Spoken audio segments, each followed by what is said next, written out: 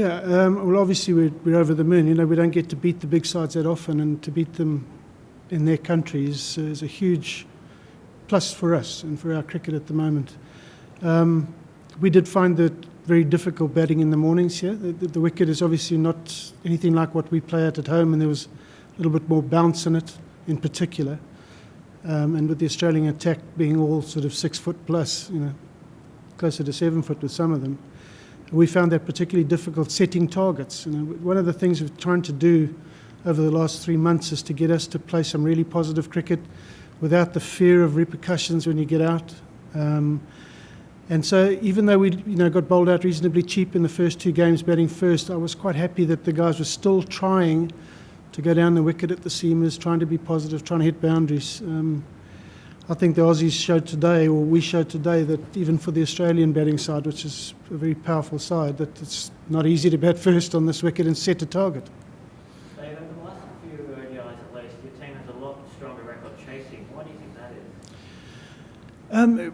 In Harare in particular, it was similar to here. It's not easy to bat in the mornings. I mean, my whole career at home, which was played in summers in Zimbabwe, if you won the toss, 99 times out of 100 you're batting first and putting something on the board. They were good to bat on. But we're now playing a lot of our cricket in the winters there as well, and it's proven there.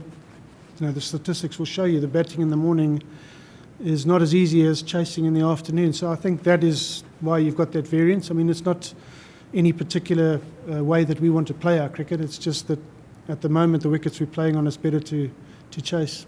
Did you feel like from the outset when you arrived here, if you got the Australians into bat first, you could have threatened them in the first 2 ODIs as well?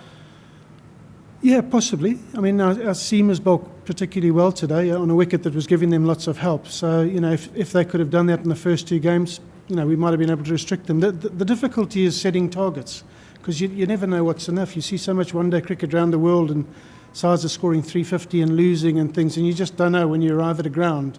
It looks a nice, beautiful, flat, quick outfield, looks a good wicket as well. It's had its problems. There was a little bit of seam movement, and there was a bit of this extra bounce, which even for our seamers that are a good 10 miles an hour slow, if not more, that extra bounce was still problematic. So when you're setting a target, it's hard work. How important is it for results like this to occur in countries like Australia when you want to schedule tours to other big countries to show that you can beat the big boys? Well, I hope it goes a long way towards providing that. I've seen our future tours program that's up to date until about March next year, and we've got some good tours, one at home, Afghanistan, and then after Afghanistan I think we've got the West Indies at home, which is a big side.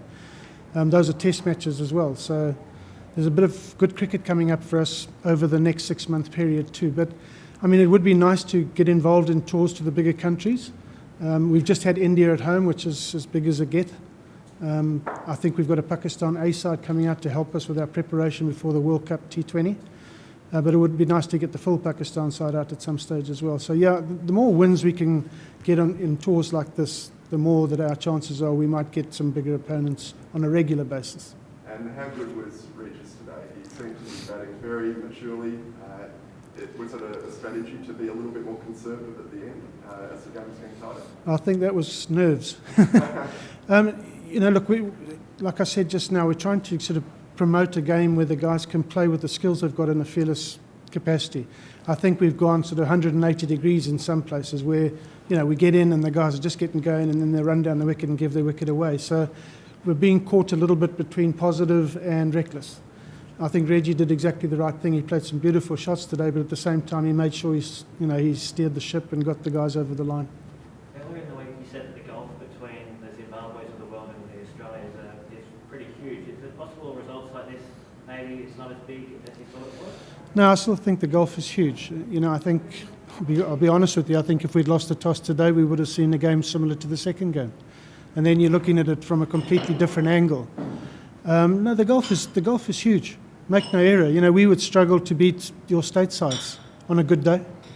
So, we are growing, and hopefully we grow quite quickly, and with the amount of cricket we're starting to play, and the fact that we are getting a few results like this.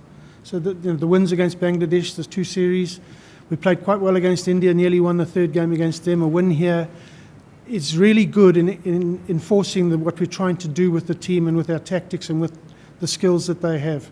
Because there's nothing worse than working really hard on something and getting absolutely no reward for it. So it's nice to get these little reward top-ups to show the guys that what they're doing is right. And Ryan Bell, did you know he had a 5-wicket hole in him? Yeah, I'm not sure is the answer. Look, he's a good leg spinner.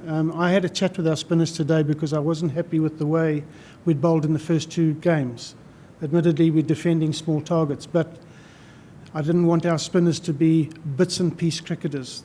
I want them to bowl like spinners, which means you have to be on the spot from ball 1. And I thought both Sean and Burley did that today. So it's nice Burley got the reward. Fantastic for him. I think it's a set of figures he might struggle to beat over the years, but all the same, it's a good stat to have in your background that you've taken 5 for 10 or so against Australia in a winning game. How do you celebrate tonight? I think the first thing we do is go home and pack because we've got to leave tomorrow and we're back on the plane again. So I'm not sure that we've got any huge celebrators in our team. There might be 1 or 2 who'll have a couple of beers. I certainly will. And a quick comment about the crowd down there, the Zimbabwe contingent. Yeah, they're quite noisy as well and quite, and lovely singing as well. We're absolutely brilliant. Now you can imagine that times by about, I don't know what we have, 3,000 or 4,000 down in our Castle Corner, which is our main sing-song fan base. And boy, it's a great atmosphere in Harare at the moment.